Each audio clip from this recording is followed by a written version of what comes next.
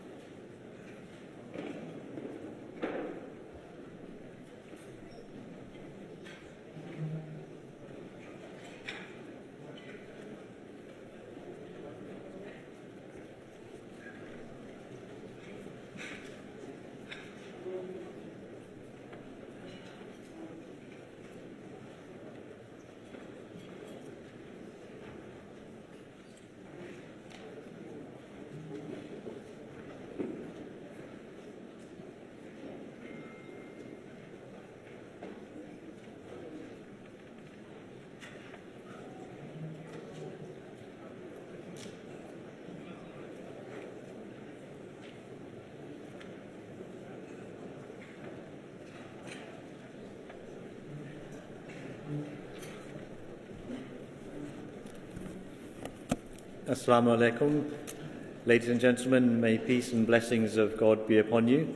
We will now start the formal programme for the National Peace Symposium 2018. A quick announcement before we begin that there's fire exits in this building are to my right and the left and on the two doors on the side here.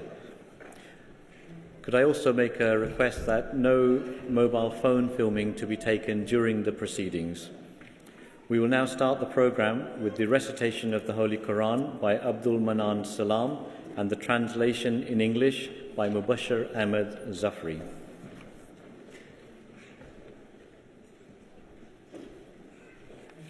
Assalamu alaikum.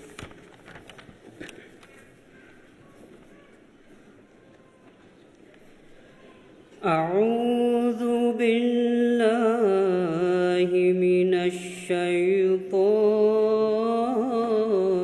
الرجيم.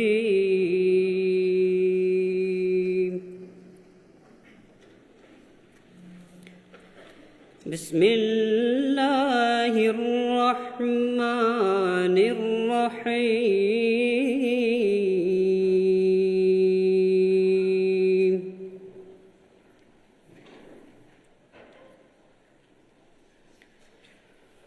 أذن للذين يقاتلون بأنهم ظلموا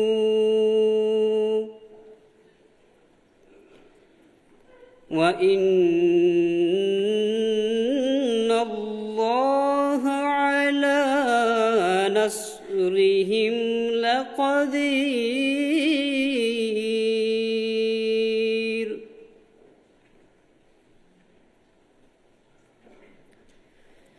الذين أخرجوا من ديارهم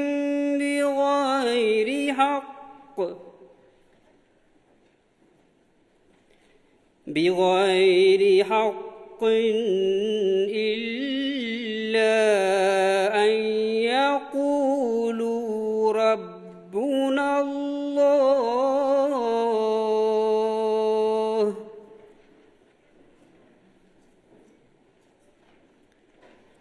ولولا دفع الله الناس بعضهم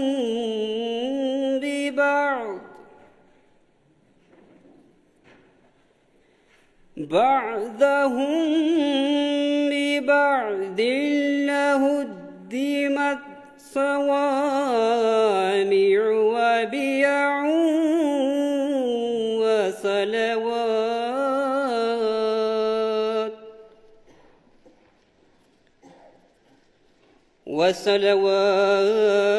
وصلوات ومساجد يذكر فيها اسم اسم الله كثيرا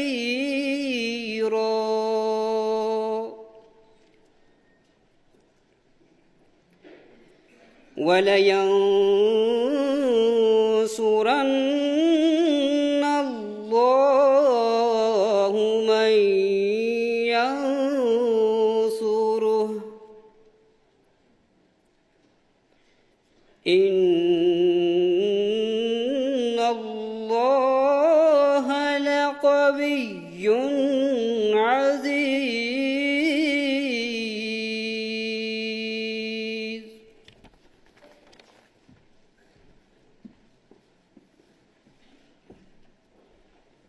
Assalamu alaikum wa rahmatullahi wa barakatuhu. Peace and blessings of Allah be upon you. The selected portion of the Holy Quran that has been recited before you is from Surah Al-Hajj, chapter 22, verses 40 and 41. The English translation of the recited verses is as follows. I seek refuge with Allah from Satan the accursed. In the name of Allah, the most gracious, ever merciful. Permission to fight is given to those against whom war is made, because they have been wronged, and Allah indeed has power to help them.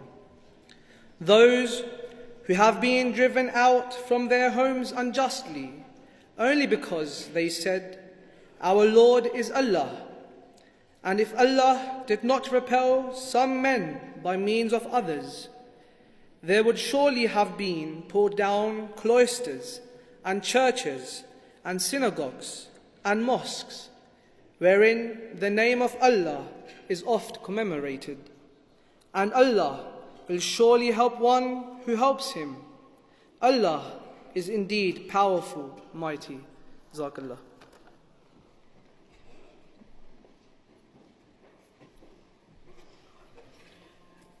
I would now like to invite Mr. Rafiq Hayat, the National President of the Ahmadiyya Muslim Community UK, to give the welcome remarks. Mr. Rafiq Hayat.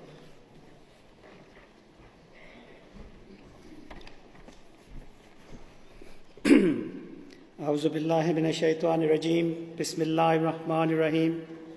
Most beloved Hazur, respected parliamentarians, worshipful mayors, Your Excellencies, Lords, ladies and gentlemen, Assalamu alaikum wa rahmatullahi wa barakatuhu.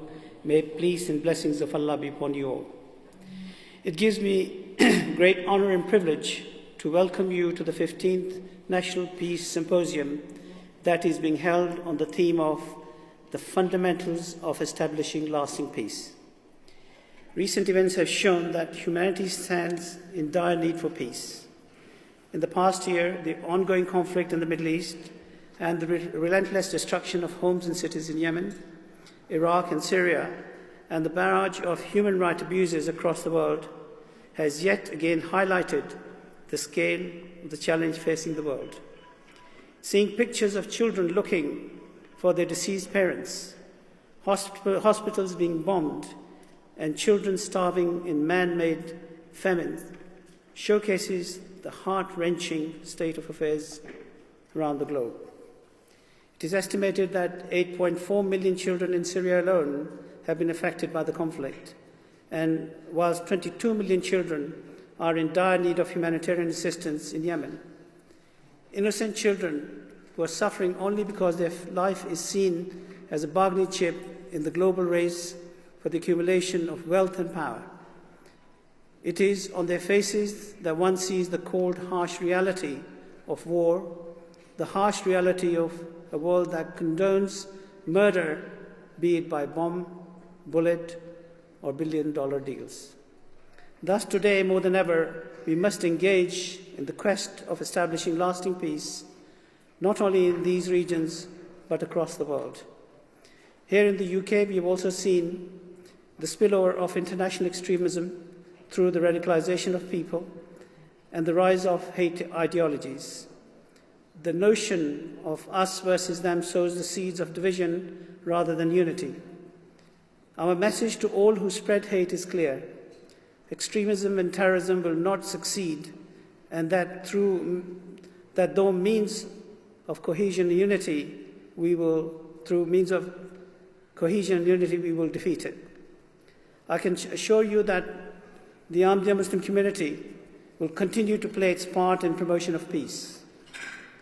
Our founder, Hazrat Mirza Ahmad, peace be upon him, whom we accept as the promised Messiah and Mahdi, came with a clear mission to revive the true teaching of Islam, to reject the concept of violent jihad, and to rejuvenate the link between man and God. The community is now established in more than 207 countries, and our work is inspired by our Khalifa, His Holiness Hazrat Mirza Masroor Ahmad. We are truly honored that he has joined us this evening and will deliver the keynote address. He has addressed parliaments across the world, including Westminster, the European Parliament, Capitol Hill, amongst many. His Holiness is a man of peace who has repeatedly called for greater justice at every level of society.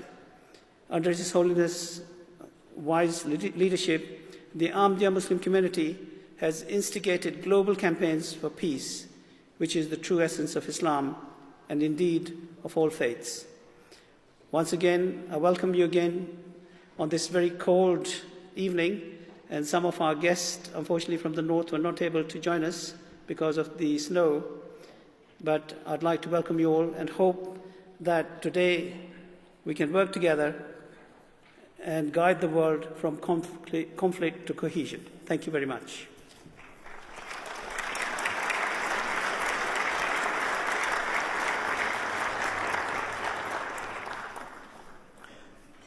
We have a number of honoured guests with us this evening, and time would not permit all of them to speak, and I would like to pay acknowledgement to some of those, in particular Mr. Mustafa Abdul Hamid, who's the Minister of State in Ghana, the Right Honourable Chris Grayling MP, who's the Secretary of State for Transport, Lord Ahmad of Wimbledon, the Foreign Office Minister for the UN and Human Rights, Baroness Emma Nicholson of Winterbourne, the Right Honourable Tom Brake MP, Paul Scully MP, Sir Edward Davey MP, Right Honourable Dominic Grieve MP, and also we have a number of representatives from various boroughs across the UK, Councillor Marcy Skeet, the Mayor of Merton, Councillor Leslie MacDonald, the Mayor of Wandsworth, Councillor Simon Woodruff, the Mayor of Ealing, Councillor Ifti Chaudhry, the Mayor of Runnymede, Councillor Tony Battle, the Mayor of Coleshill Town Council, and Councillor Liz Frost,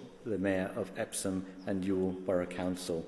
And we also have representatives from the Welsh Assembly, the Foreign Office and the Metropolitan Police. We would like to now invite a couple of our guest speakers to address the Peace Symposium, and I would like to first introduce our first speaker, Dr. Aaron Rhodes, who is the President of the Forum for Religious Freedom in Europe. Dr. Rhodes is a good friend of the community and has spoken at a number of our events, most recently at the United Nations in Geneva, and he is a passionate servant of human rights and the cause of peace and social harmony. I'd like to invite Dr. Aaron Rhodes.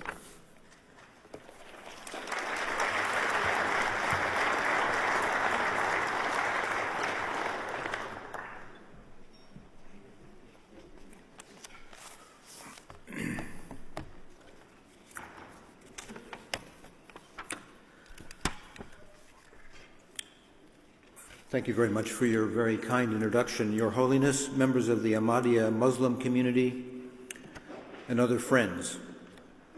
It is an honor to address you because as a campaigner for human rights and religious freedom, I deeply admire your principles of equality, freedom, and respect, and your commitment to tolerance and social peace. But I am gravely worried about the situation of Ahmadi Muslims in Pakistan and other countries. You are a community being punished for your moral and social achievements. You insist on political freedom for all, but are denied the right to vote and other citizens' rights unless you forsake your most cherished sacred vows. New legislation aims at permanently denying Ahmadis their most fundamental political rights. You stand for the rule of law, but endure murder, torture, and discrimination as perpetrators enjoy impunity and are encouraged and protected by state authorities. You believe in religious freedom, but are denied the right to profess your faith and risk prosecution if you defend yourselves. You want to live alongside those of other confessions in mutual respect, but you are demonized, ostracized, and marginalized. No one can accept a new high court ruling that would exclude Ahmadi Muslims from serving their country, encourage more mob violence, and add to their burden of insecurity. We appeal to the government to stand for human rights and challenge this ruling. You know, it's just appalling what is happening in Pakistan when even in the parliament itself, hate speech and incitement to violence is voiced against the Ahmadi community. And unfortunately, there has not been very much political outcry against this around the world. Our job as human rights defenders is to not simply criticize state authorities. We are there to assist the state to abide by its international human rights communities. Along with members of the International Human Rights Committee and other human rights defenders, I have seen these things myself. We have looked into the eyes of families whose loved ones have been murdered, whose clever children are pushed down in school. We have heard the heartbreaking testimonies of women who are excluded from normal social activities, all because they want to follow their conscience. And I'd like to draw your attention to a report which is available to anyone who, we have many, many copies here available to anyone who wishes to take one. This is the report about our fact-finding mission last year, in which we spoke to about 200 or 300 people and got, I think, quite a clear and objective picture of what's going on. But my friends, I want to tell you, a noose is tightening around the neck of the Ahmadi Muslim community in Pakistan. 4 million people are at risk. Refugees from this frightful situation languish in Thailand and Malaysia, waiting to be accepted by countries where they can find security. United Nations human rights authorities and a number of national governments confirm what we are saying, and your problems are not unknown around the world, and you have much political support. Many are insisting that the Ahmadis need international protection, but it will not happen if member states look the other way. So let me use this occasion to implore anyone with governmental power and influence here today, use your leverage to support and protect the human rights of these people who themselves uphold human rights principles. Because if they are allowed to be murdered and abused, our own standards and values will be exposed as empty rhetoric. Thank you very much.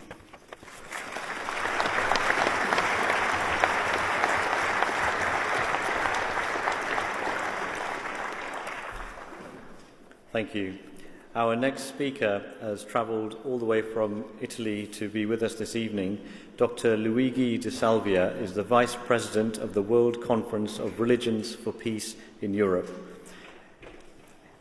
He is also a doctor, a lecturer, and has a passion for interreligious dialogue. And in 2008, together with medical colleagues, he founded an association focusing on interreligious cooperation in medicine. He is also a lecturer at the Faculty of Philosophy at the University of Rome. Dr. Luigi is a close friend of the Ahmadiyya Muslim community in Italy, and we welcome him on his first visit to the National Peace Symposium, and I invite him to say a few words. Dr. Luigi De Salvia.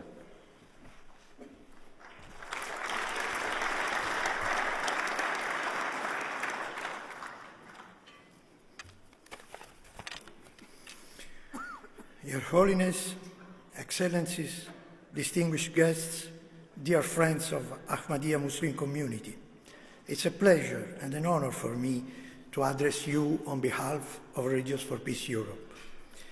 This symposium you organize annually since 15 years is one of the most important meetings in our continent.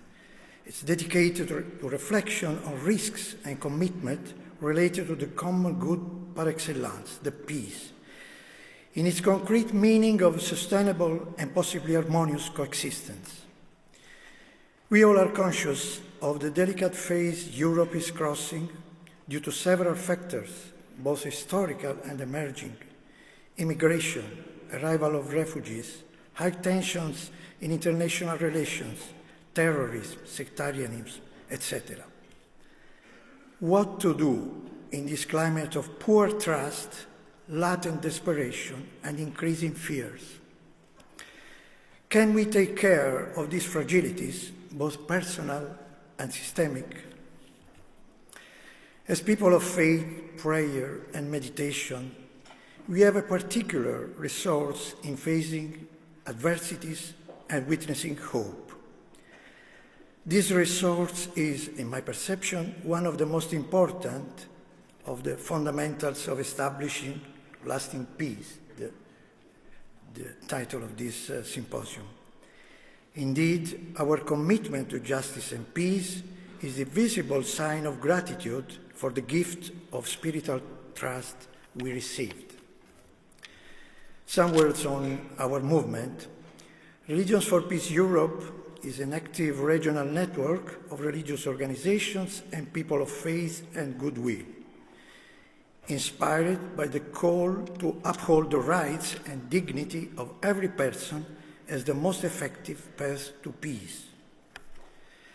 As Religions for Peace Europe, we are part of the global network Religions for Peace International, born in Kyoto, Japan, in 1970. Our activities are projected and carried forward by national structures as chapters and interreligious councils. We have here, in this beautiful gathering, our Ahmadiyya friends actively committed both in Belgium and in Italy in Religions for Peace. They are wonderful persons who give a precious service in fostering interreligious dialogue and cooperation. Last, but most important, in this special occasion, I want to express all our fraternal solidarity to the members of Ahmadiyya Muslim community, victims of persecution, perpetrated by religious extremists who cannot tolerate and hate your interpretation of Islam, inspired to respect of sacrality of life and to non-violence. We will be always at your side in defending religious freedom of expression. Thank you, beloved friends, for your authentic, strong testimony of peace and love. God bless you. God bless our friendship.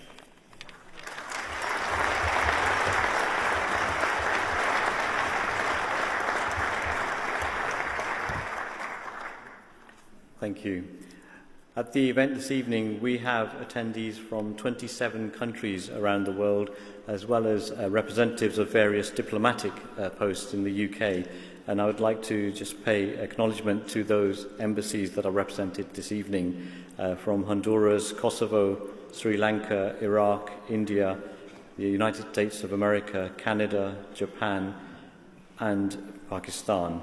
And on the second page of the list, I also overlooked to mention and acknowledge the presence of a couple of dear friends of ours, the Right Honourable Justine Greening MP, former Secretary of State for Education, Stephen Alambritis, who's the leader of Merton Council, and Max Hill, who is the independent reviewer of counter-terrorism legislation. Ladies and gentlemen, we now have the presentation of the Ahmadiyya Muslim Prize for the Advancement of Peace that is awarded each year, and I would like to invite Mr. Rafiq Hayat to introduce the winner of the prize. Mr. Rafiq Hayat.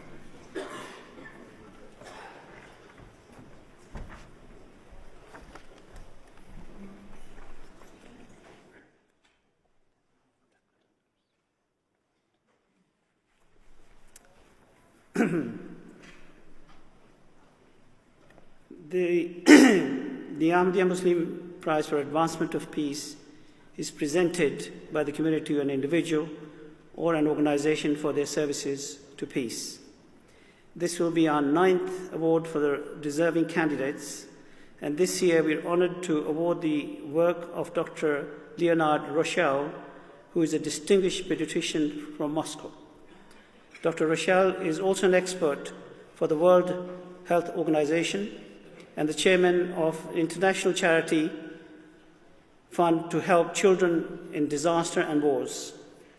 Dr. Rochelle has been leading the emergency surgery and children's trauma department of Moscow's Pediatric Scientific Research Institute since 1981.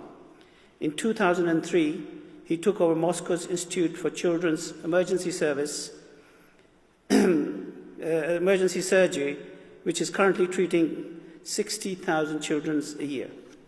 Dr. Rochelle ensures that all children should get medical help for free, and his international emergency teams help children across the world and has assisted at sites of natural disasters and conflicts in Egypt, Japan, Georgia, California, India, Palestine, Afghanistan, and Turkey, as well as in combat zones in Romania, Yugoslavia, Georgia, Armenia, Azerbaijan, Israel, and Chechnya. Dr. Rochelle is critical of all governments downplaying the casualty numbers in conflict and is a promoter of human rights. He holds a professor degree and has authorized over 200 scientific papers and 7 books. He's also the chairman of the World Association for Disaster and Emergency Medicine and member of the Human Rights Commission under the President of Russia Federation. Dr. Rochelle has been recognized for his work, including the Order of Courage, Russian of the Year, and Doctor of the World. We are honored to award him the Ahmadiyya Muslim Peace Prize for the advancement of peace, and Dr. Rochelle's pressing duties meant he could not attend in person tonight, but his personal representative and international director, Ms.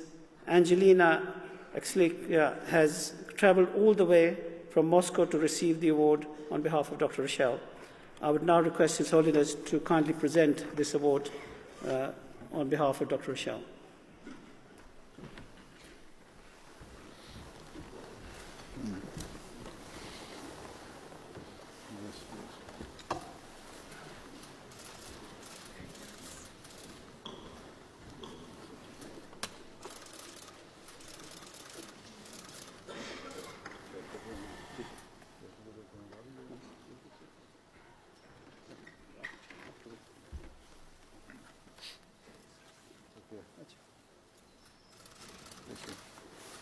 Thank you. Yes, please.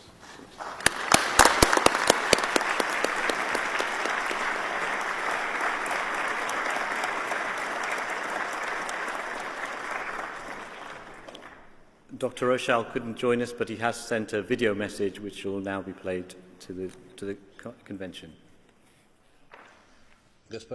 Ladies and gentlemen, I am not a young man anymore, but I am not too old either. Over the years, I had time to reflect on different religions and their impact on the life of humans. And what was my conclusion? I have arrived to the following simple idea. There are no bad religions. Each religion is good in its nature. Unfortunately, there are individuals who abuse religion in order to achieve their own goals. It is important that religions should unite, but we see the opposite today. Instead of bringing people together, they divide them. Even those belonging to the same religion generally may be found to war against each other. I cannot comprehend the current state of affairs when Sunnis and Shias kill each other.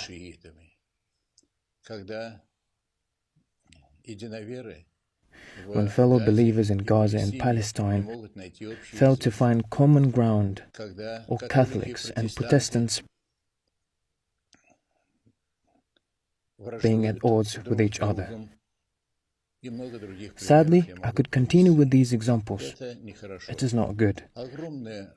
Naturally, top figures of each religious groups have a significant impact. More peacefulness is needed. Doing good is necessary. We must eradicate evil. We must eliminate hatred that spoils relationships. There is a need for religions to become kind, and instead of separating people, to facilitate understanding between them. I wish you health and prosperity. May the Lord be with you.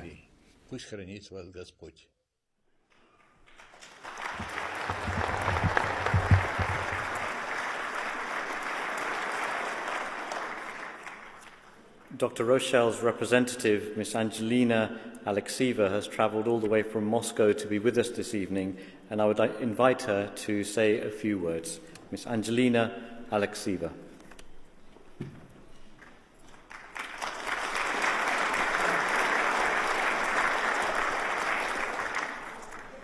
Your Holiness, members of Ahmadiyya Muslim community, ladies and gentlemen.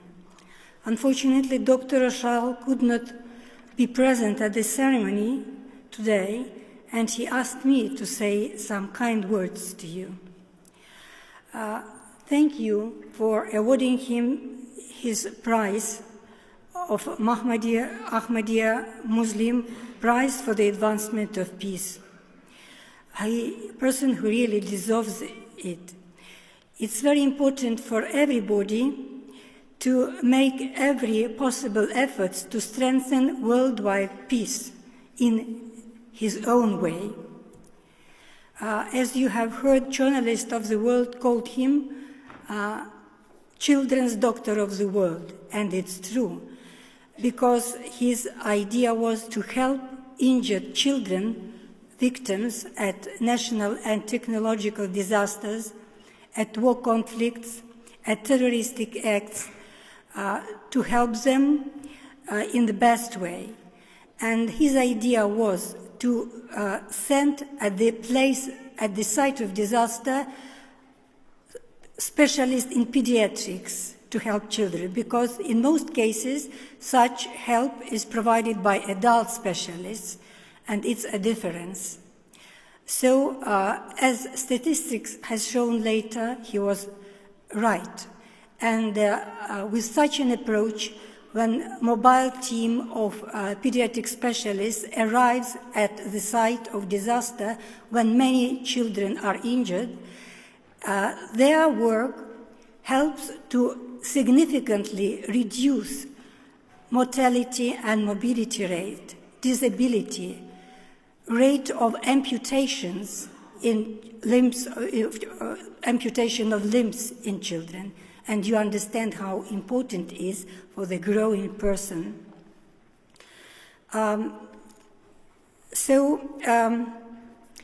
Dr. Rochelle and his mobile team were in many countries of the world, and where different nations, people of different religions live. And his guiding idea is to provide medical aid to children victims, irrespective of political or religious views of their parents. From time to time, he was on both sides of the conflict area, like, for example, in Caucasus, in Middle East, in Yugoslavia, and in other countries. Sometimes even he was imprisoned by one side of this. Dr. Rochelle is a devoted opposer to war and stands up for peaceful coexistence of different people and religions in the world. Dr. Rochelle has come to the decision to hand his award to a charitable fund which helps children with severe consequences of brain traumas and spinal traumas. In conclusion, allow me to wish you, on behalf of Dr. Rochal, Your Holiness, you all present here, good health and prosperity. Thank you.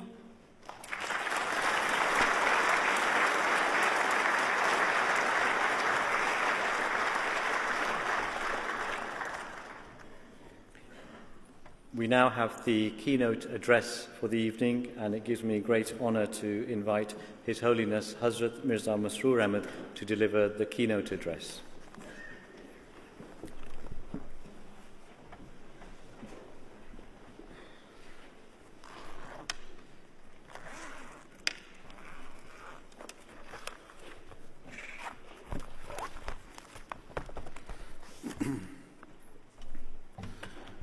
Bismillahirrahmanirrahim. In the name of Allah, the gracious, ever merciful. All distinguished guests, Assalamu alaikum wa rahmatullahi wa barakatuhu. Peace and blessing of Allah be upon you all. First of all, I would like to thank all of our guests for joining us here at our annual Peace Symposium. For the past 15 years, the Ahmadiyya Muslim community has been organizing and hosting this Peace Symposium for the sake of promoting world peace. Perhaps some of you may question the benefit of us organizing this event each year, given that the peace of the world, both in Muslim countries and elsewhere, has not improved at all during this time. Rather, it has deteriorated. Much of the world has been gripped by increasing division, hate, and injustice. Society has become polarized, wars have taken place, nations have threatened one another, and inequality has intensified in both the developing and the developed world. Given the situation, your question is quite valid. However, our faith demands us to try to urge all people in all parts of the world, whether rich or poor, whether powerful or oppressed, whether religious or irreligious, towards peace and justice. Hence, we will continue to play our role in making mankind realize its duty towards respecting and honoring basic human values. The core teaching of Islam are to fulfill the rights of our Creator and to fulfill the rights of our fellow human beings. With these brief words of introduction, I now wish to take this opportunity to speak about some matters that I consider to be of great importance in these turbulent times. In today's world, we often see the major powers and international institutions make schemes or plans that are aimed at bettering the lives of people around the world. In recent times, one of the issues that many politicians and intellectuals have debated and campaigned about is climate change, and specifically a reduction in carbon emissions. Certainly, striving to protect the environment and to look after our planet is an extremely precious and noble cause. Yet, at the same time, the developed world, and especially the world's leaders, should also realize that there are other issues that must be tackled with the same urgency. People living in the world's poorest nations do not concern themselves with the environment or the latest figures on carbon emissions. Rather, they wake up each day wondering if they will be able to feed their children, Their economic plight is truly desperate, and their poverty levels are far beyond our comprehension. For example, there are numerous countries where the majority of citizens do not have access to clean drinking water and are forced to survive by using dirty pond water to fulfill their basic needs. Even that too is not easily available.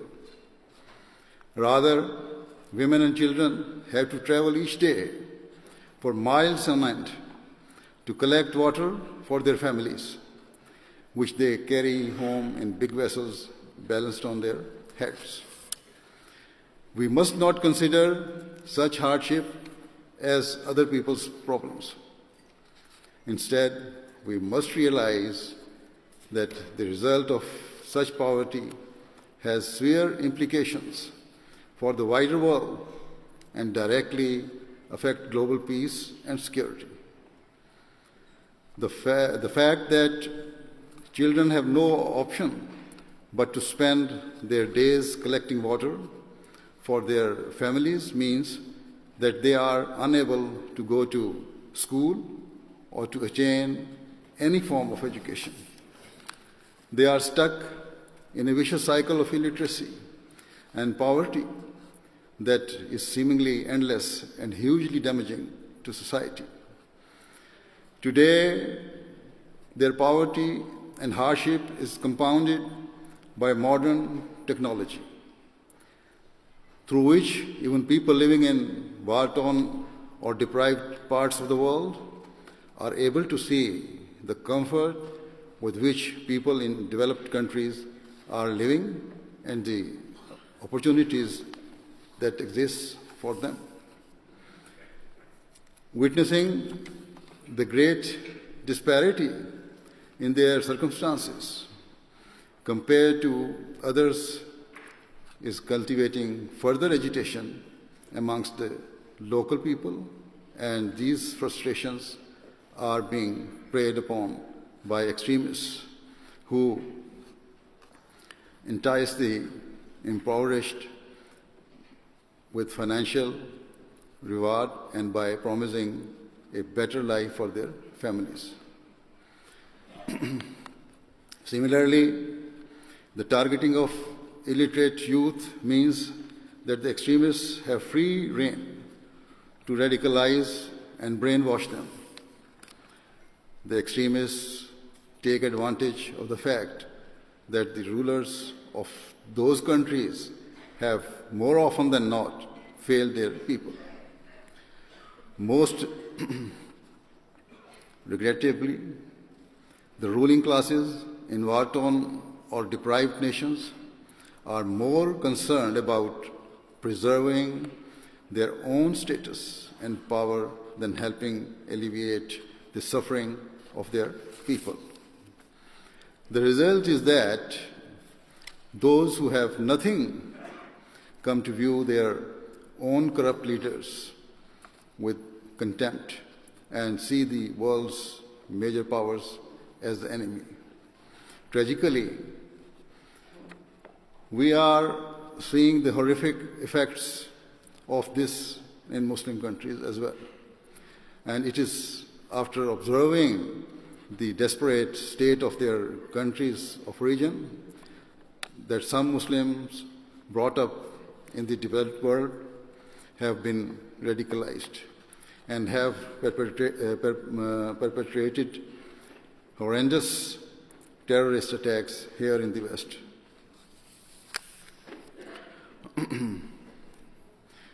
Hence, I firmly believe that if we truly wish to protect our world and to ensure we leave behind a legacy of opportunity for those who follow us, it is essential that every effort is made to raise the standards of the developing world. Poor nations must not be looked down upon.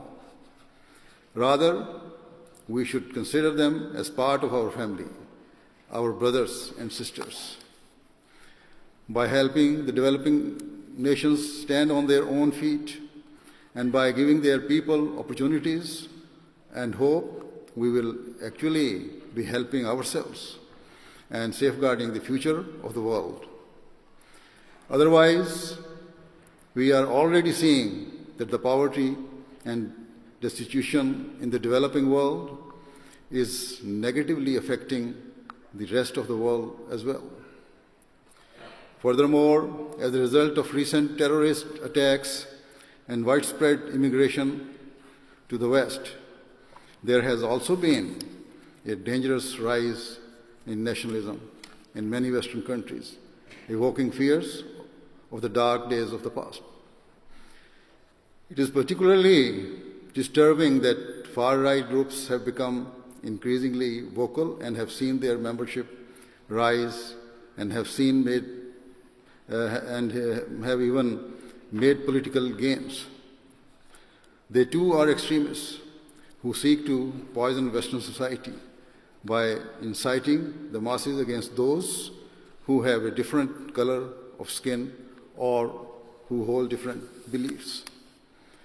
In addition, the rhetoric of certain powerful world leaders has become increasingly nationalistic and belligerent, as they have pledged to put the rights of their own citizens above all others.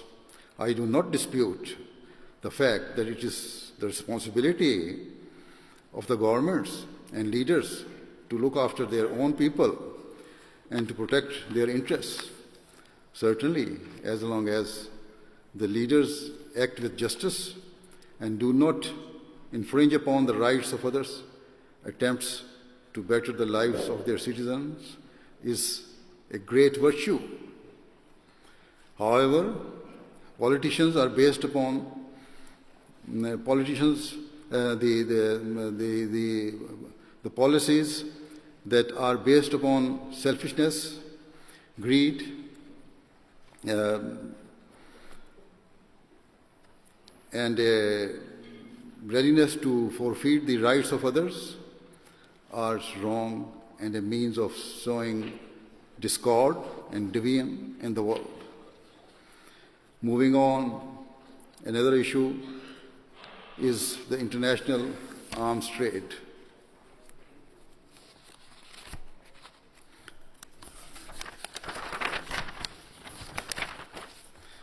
Today, the world considers itself far more civilized than at any time in the past. Yet, in 2018, there are countries that are being demolished and annihilated by weapons that can only be categorized as inhumane. In countries like Syria, Iraq, and Yemen, government forces, rebels, and terrorist organizations are fighting one another. Despite their divergent interests, they all have one thing in common, that the vast majority of their weapons have been produced externally in the developed world. Quite openly and proudly, the major powers are trading arms that are being used to kill, maim, and brutalize innocent people. Regrettably, such nations are focused only on attempts to boost their economy and to maximize their nation's capital, without pausing for thought at the consequences. They desperately seek to attain the largest possible contracts to sell destructive weapons that, once fired, do not distinguish between the innocent and the guilty. They proudly sell weapons that make no exceptions for children, women, or infirm. They shamelessly sell weapons that engulf and obliterate towns and cities indiscriminately, whilst the economies of the selling countries may attain short-term benefit, their hands are covered in the blood of hundreds of thousands of people. Countless children are seeing their parents being killed in the most inhumane fashion, and all they can do is wonder why their parents have been taken away from them. Thousands of women are left widowed, hopeless, and vulnerable. What good can come of such devastation? All I see is a generation of children being pushed into the arms of those who seek to destroy the peace of the world. When a young child or a teenager sees their parents taken away from them in the most barbaric way, who can blame them for reacting? I mentioned before that extremists target those immersed in poverty, and they are also targeting those children or youths who have been brutalized by war. They recruit such youngsters in the knowledge that their minds are not yet mature and are easily manipulated into seeking bloody revenge through terrorism. Instead of being in school, getting an education so that they grow into decent, law-abiding citizens, the only education an entire generation of children is getting is how to master grenades or rocket launchers, how to do suicide attacks, and how to wreak havoc in the world.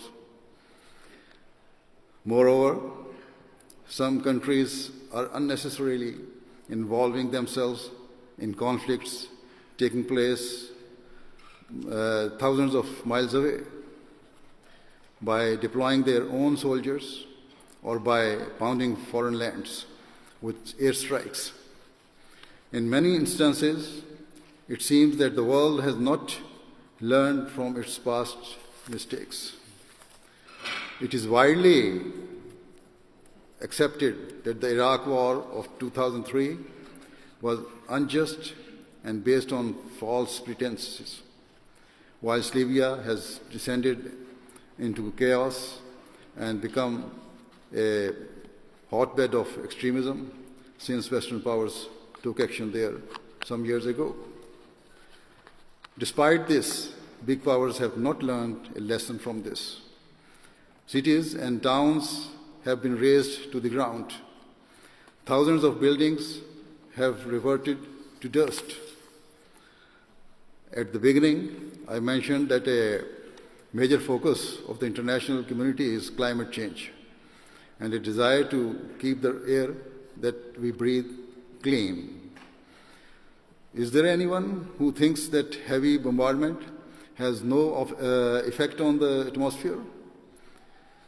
Furthermore, if peace ever does prevail in the war-torn countries, their towns and cities will have to be rebuilt from scratch. And this in itself will be a huge industry that will cause an increase in harmful emissions and pollution. Thus, on the one hand, we are trying to save the planet, yet, with the other hand, we are senselessly destroying it. In light of all this, I firmly believe that world powers are being blinded by short-sightedness and tunnel vision. One of the main arguments made by those in favor of the arms industry is that procuring weapons is a means of deterrence and keeping the peace.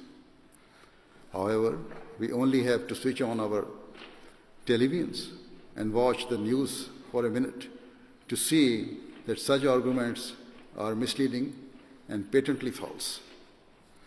Certainly, the thousands of innocent children who have lost their parents or have lost their own limbs will never be convinced by such logic. Nor will the thousands of women who have been left widowed, or the millions of people who have been displaced from their homes.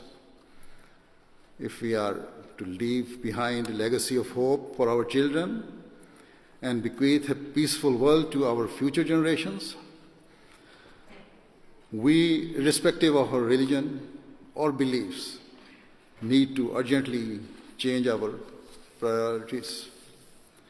Instead of being consumed by materialism and a desire for power, every nation, whether rich or poor, must prioritize the peace and security of the entire world above all else. Instead of embarking on an arms race leading to death and destruction, we must join the race to save and protect humanity.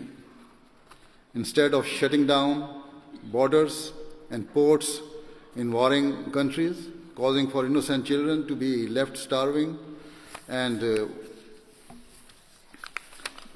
the sick being deprived of medical treatment, we must open our hearts to one another, knock down the walls that divide us, feed the hungry, and help those who are suffering. In terms of political rivalries, the dispute between the United States and North Korea continues to threaten the peace of the world, and any conflict between the two would also severely impact countries like South Korea, China, and Japan. Whilst it is being said in the past few days that there has been a breakthrough because the President of the United States has suddenly indicated the willingness to meet the North Korean leader, still there are no guarantees that peace will prevail. It is not even clear under what conditions they would meet or where and when such a meeting would take place. Even if a deal emerges, God only knows how long it will last, as there is a great deal of hatred entrenched on both sides. The Iran nuclear deal of a few years ago is a case in point, whereby a negotiated agreement was reached between Iran and the West. But now, just a few years later, the deal hangs by a thread. Hence, there are many issues that are precariously hovering just under the surface, and any one of them could erupt at any time, and the consequences do not bear thinking about. However, Islam teaches that peace can only be achieved when all traces of ill will and malice are removed from a person's heart and replaced by a spirit of mercy, love, and compassion for others. Islam is often branded an extremist religion that incites violence, and it is also alleged that a large number of Muslims are disloyal to their countries or seek to spread disorder within society. However, I consider such allegations to be false and unjust. Even though so-called Muslim terrorists claim to act in Islam's name, I do not believe that we are witnessing a religious war. Rather, the wars being fought and atrocities being committed are only geopolitical gains.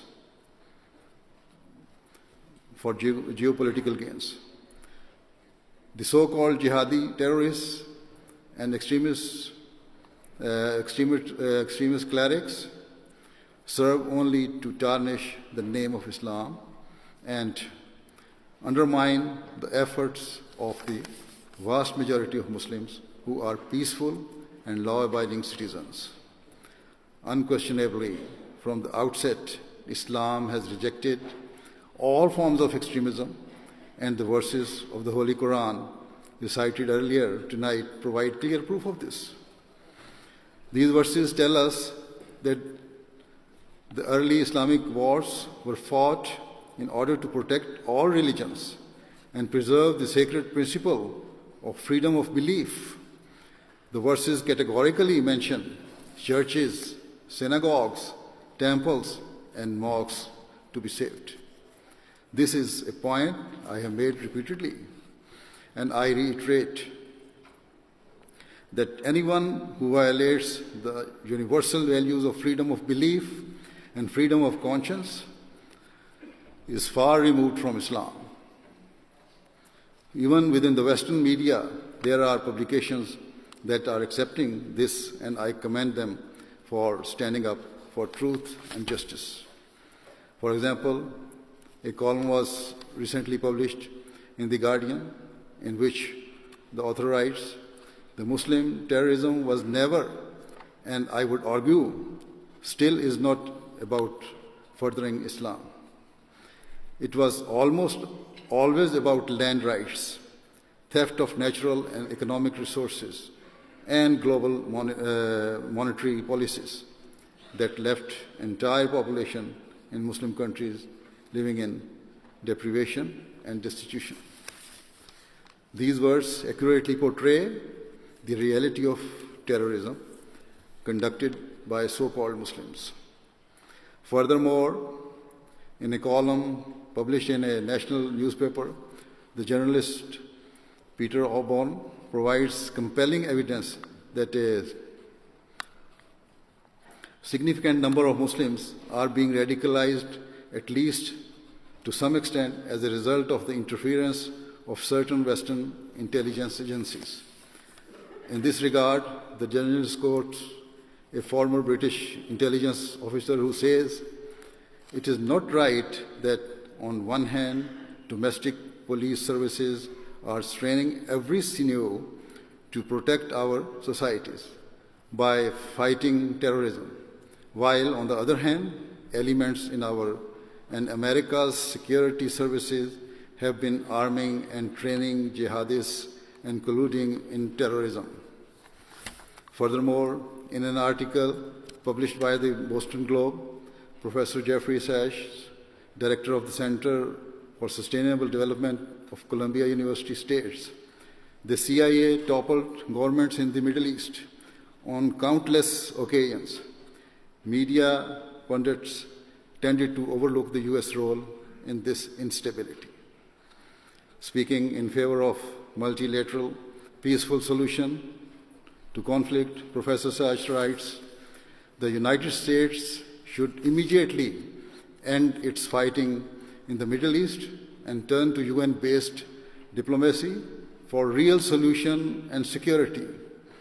There are many other columns published in recent times by non-Muslims that substantiate the fact that terrorist groups such as Daesh could not have thrived without external support. I am not saying that it is always wrong to intervene, but any action must be fair and proportionate, and self-interest must be set aside. Chapter 49, verse 10 of the Holy Quran states that the objective of any intervention should always be establishing long-lasting peace, and instructs Muslims to be just even with their adversaries. Thus, where Islam gave permission as a last resort to the early Muslims to fight a defensive war, it also instructed them to fulfill the requirements of justice and to never be swayed by vested interests or to transgress once peace was established. Certainly, this profound principle is just as beneficial today, both for Muslims and non-Muslims alike, that where force is required to stop an aggressor from inflicting cruelty, the action must remain proportionate and never enter the realm of seeking revenge or plundering the wealth of the vanquished. Once the aggressor returns to peace, they should not be deprived of their rights or taken advantage of in any way. Throughout his life, the Prophet of Islam, peace and blessing of Allah be upon him, sought to bring people together in peace and was never ready to forsake his own rights in favor of others. He was ever ready to forsake his rights, his own rights, in favor of others. Many non-Muslim writers and academics who have carefully studied Islam attest to the fact that the Holy Prophet Muhammad, peace and blessing of Allah be upon him, sought to unite communities and championed freedom of belief. For example, Peter Frank Copan, a senior research fellow at the University of Oxford, has mentioned the Holy Prophet, peace and blessing of Allah be upon him, in his book, The Silk Roads. The author explained how the Holy Prophet Muhammad, peace and blessing of Allah, sought interfaith harmony and dialogue and worked closely with the Christian and Jewish communities of the time. He speaks of the common ground between the religious communities in that era and of how the message of the Holy Prophet, peace and blessing of Allah be upon him, was one of conciliation. In one passage, the author refers to the period when Prophet of Islam, peace and blessing of Allah be upon him, was appointed as the administrative leader of the city of Medina. He writes, leading Jews in the town Medina pledged their support to Muhammad in return for guarantees of mutual defense. These were laid out in a formal documents that stated that their own faith and their possessions would be respected now and in the future by Muslims. He further writes, Muhammad, peace be upon him, and his followers went to great lengths to assuage the fears of Jews and Christians as Muslim control expanded. Thus, the truth is that Islam has always been diametrically opposed to any form of terrorism or extremism. Furthermore, whilst I accept that the evil acts of some Muslims have greatly damaged society, I do not accept that it is only Muslims who are to blame for the volatility of today's world. Many commentators and experts are now openly saying that certain non-Muslim powers and groups have also played a role in undermining peace and social cohesion. Suffice to say that now is the time that humanity distanced itself from the notion that only Muslims are to blame for the problems in the world. Furthermore, it is also high time that instead of prioritizing the advance of their political parties or governments, our leaders prioritize the future peace and prosperity of humanity. This is the way to bring about true peace in the world. At a broader international level, we must recognize the fact that force rarely leads to any long-term benefit. Thus, when dealing with North Korea, Iran, or any other country, the major powers should proceed with caution and wisdom and endeavor to listen to the concerns of each party. As one columnist I quoted mentioned, world powers should pursue diplomacy and prioritize a de-escalation in tensions.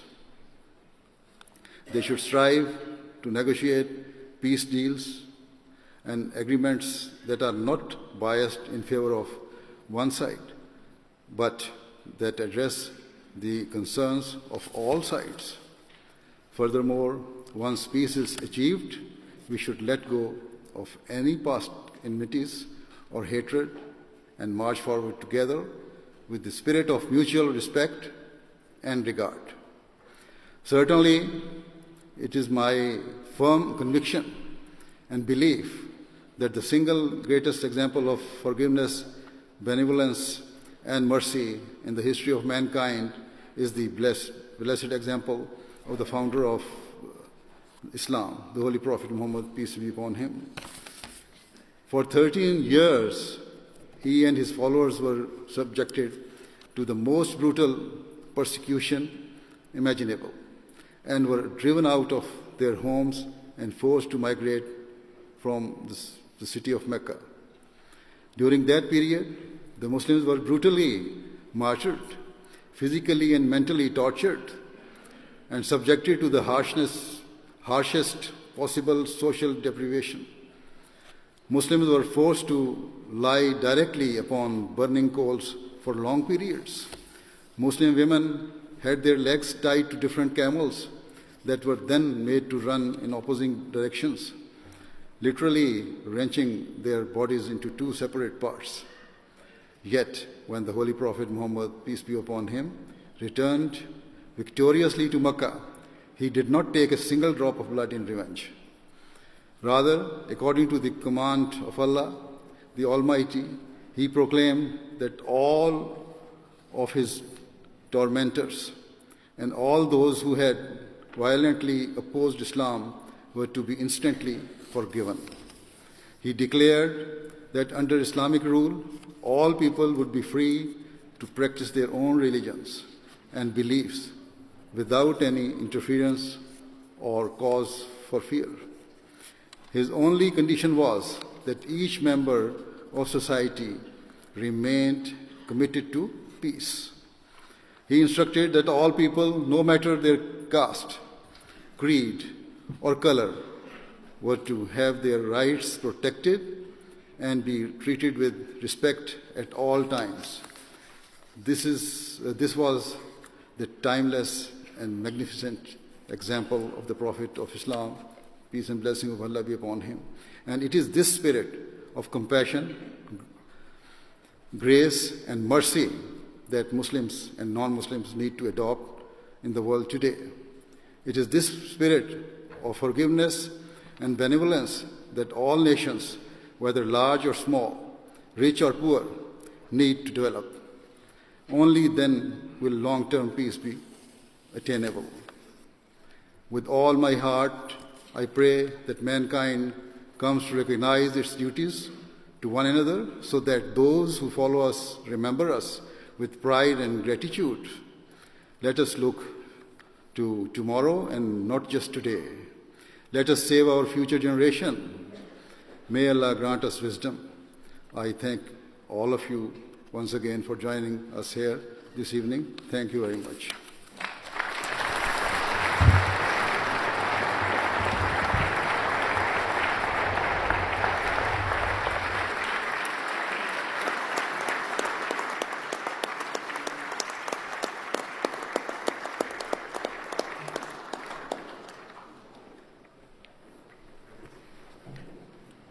Ladies and gentlemen, that concludes the formal program for the evening. Before we partake in food, His Holiness will lead us in silent prayer. We pray by raising our hands. You may join us in any manner you feel comfortable. Please, silent prayer.